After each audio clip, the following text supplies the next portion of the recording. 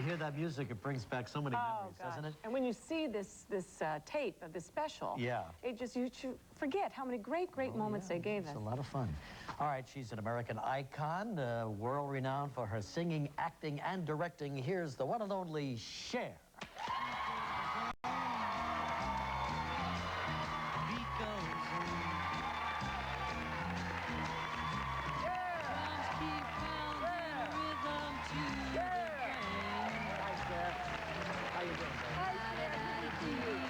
Welcome back.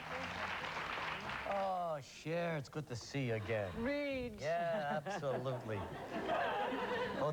Yes, we go back a long way. A long way, yes. Kathy Lee and I looked at the tape last night. Not together, we had our own tapes. And this, of course, is the upcoming CBS special. Yeah. But, you know, I mean, so many things, the way you guys looked, you and Sonny, and the way you dressed.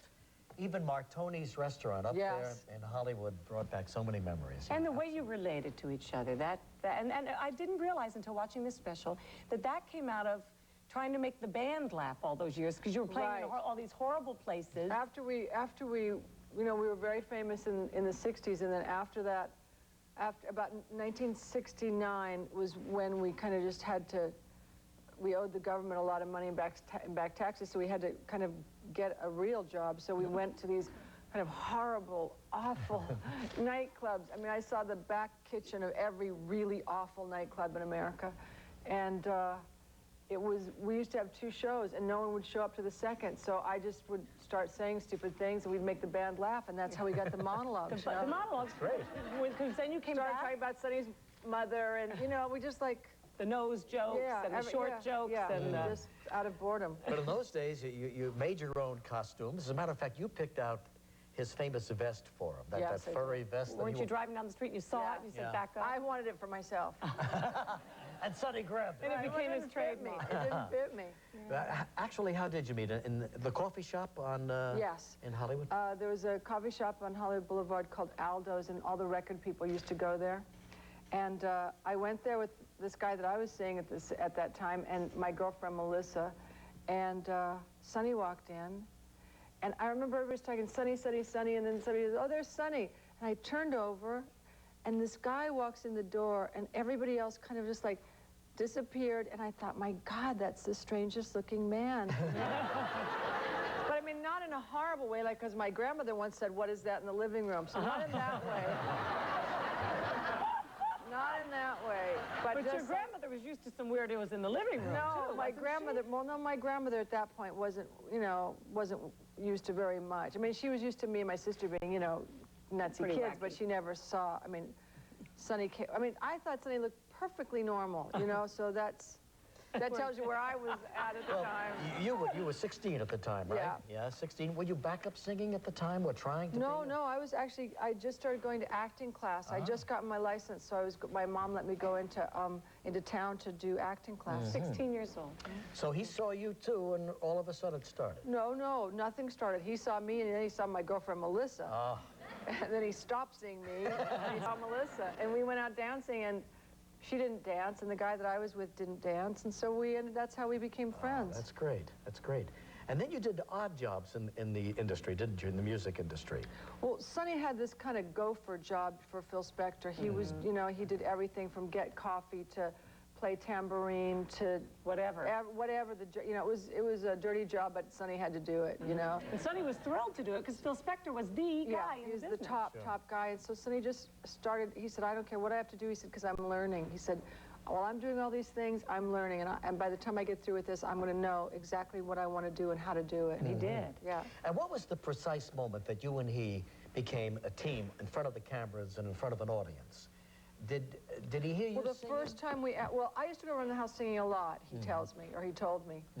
And he said, you know, I could just tell that you wanted to be something so badly, and you know, it just was oozing all out of you, and so he had me at the studio all the time, and then this night this girl didn't show up, and so I went in and started to do background, and at one point Sonny said, you know, we've got to leave Philip, and so the first night we ever played live was my mom's birthday, June the 9th.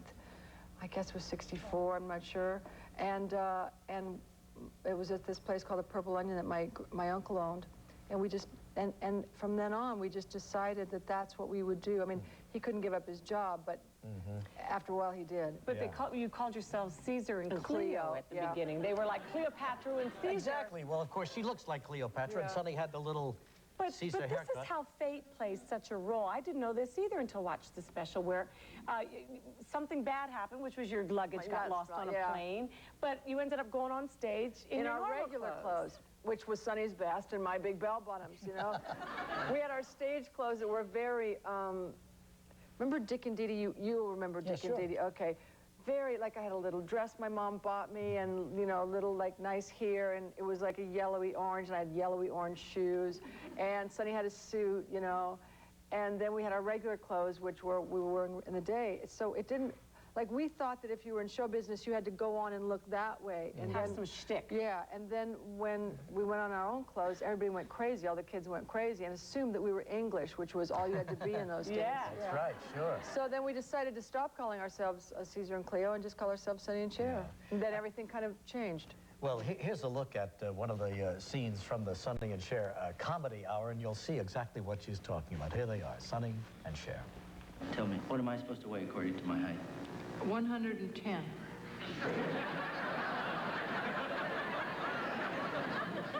Look under men, Cher.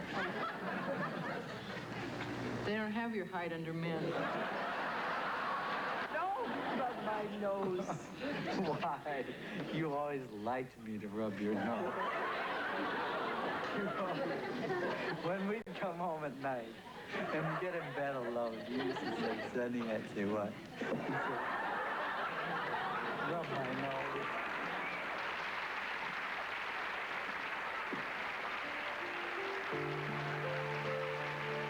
There's more to getting into shape than meets the eye. There is. Actually, I guess so. would you like a surprise? You got one?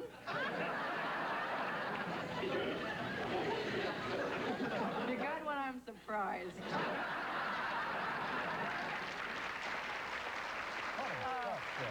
We're going to pause. We'll come back with Cher in a moment.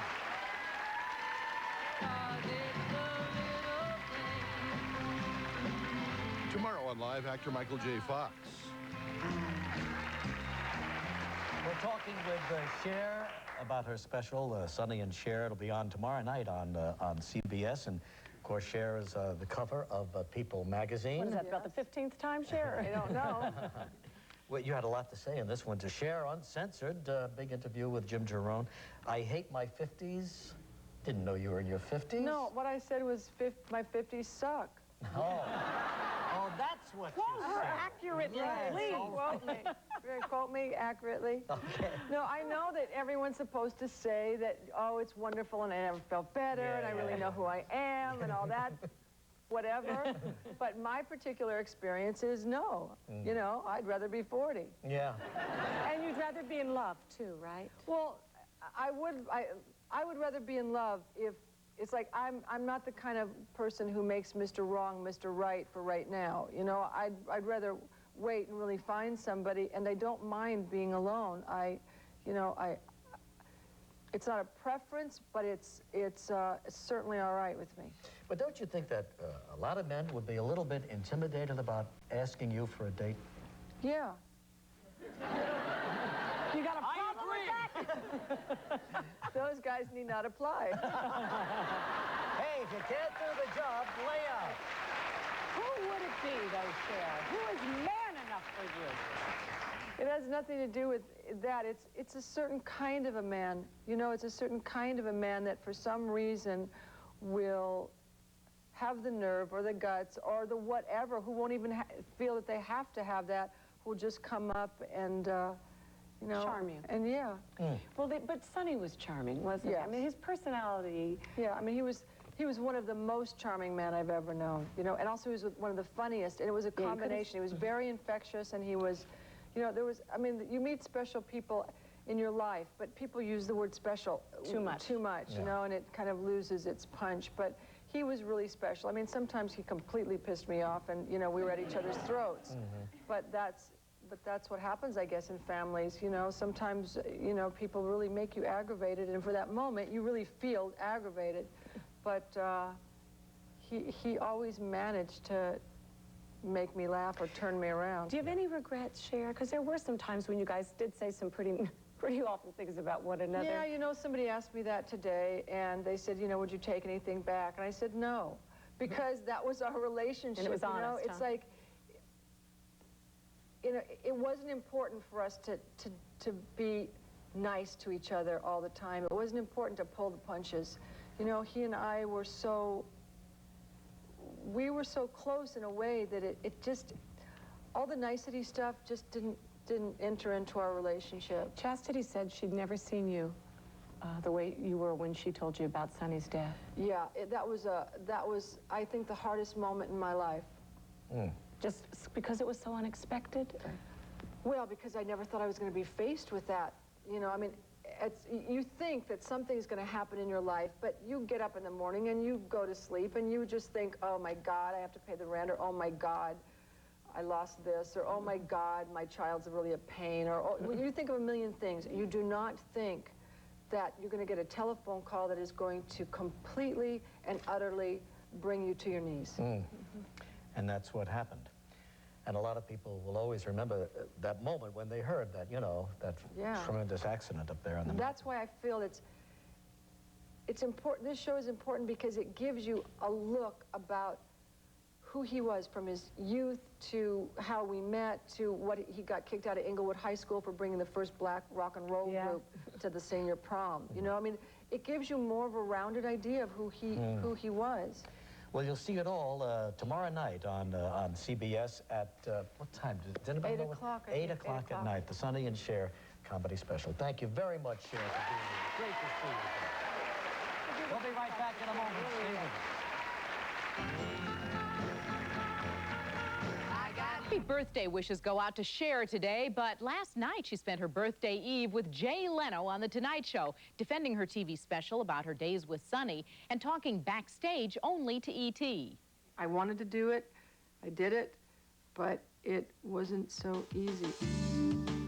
E.T. was with Cher from the moment she arrived for her appearance on The Tonight Show. Please welcome one, the only, Cher. She had come to talk about tonight's CBS special that pays tribute to Sonny, but her trip down memory lane wasn't without some jokes about the age of her bell-bottoms. Those pants are like 25 years old. Well, yeah, they are. Well, that's great. Older than some of my boyfriends, Well, actually. there you go.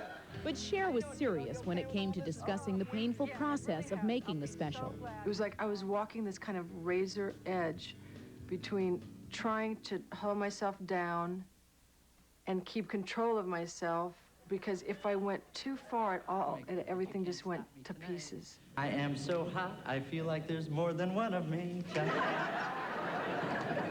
Just think, if there were 7, I could be Snow White.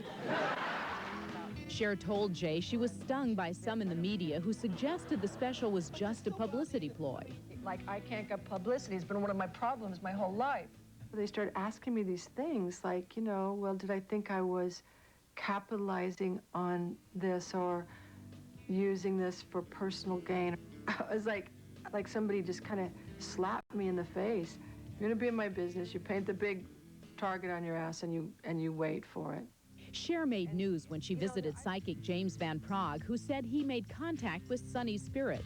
He told me things that nobody could have known, and I don't know how that happened, but it just did, you know? I don't know that it changed my life, but it just did. It did stop me for a moment. Now you can be a good little angel, or you can be a naughty little devil. Now don't. I want to be a naughty. But perhaps it's through her special that Cher truly hopes to keep in touch with Sonny. Someone else said, oh, well, now you have closure. And I went, well, no, now I'm finished with the special. I don't want closure. Cher told us that tonight's CBS special, Sonny and Me, Cher remembers, was both professionally and personally the most difficult project she's ever worked on. And a sentence...